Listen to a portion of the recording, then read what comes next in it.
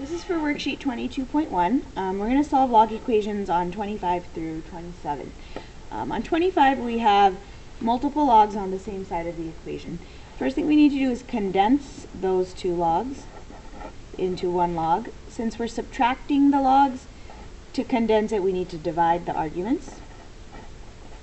The right side of the equation is already a single log. We have the same log on both sides, so we can kind of just ignore the logs now and say, well, I know x divided by 3 must be equal to 8. So multiplying both sides by 3, we get x equals 24. On number 26, we again have multiple logs on the same side of the equation. If we condense these, since we're adding the logs, we need to multiply x times x minus 6, which gives me x squared minus 6x. Here, unlike number 25, we don't have a log on the right side of the equation, so the only way to rewrite the equation without the log is to change it to exponential form. 3 to the third power is going to give me this expression.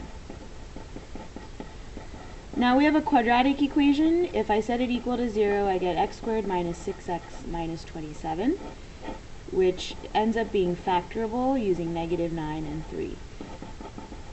So x minus 9 times x plus 3 equals 0. We get x equals positive 9 or negative 3. There's a reminder here to check for extraneous solutions. Negative 3 is an extraneous solution because you can't have a negative argument of a log. So our only solution would be x equals positive 9. Lastly, on number 27, we have another equation with logs, multiple logs on the same side. Condensing this requires multiplying because these logs are being added. 2x squared multiplied by 4x is 8x cubed. And since we don't have a log on the right side of the equation, we again have to change it to exponential form.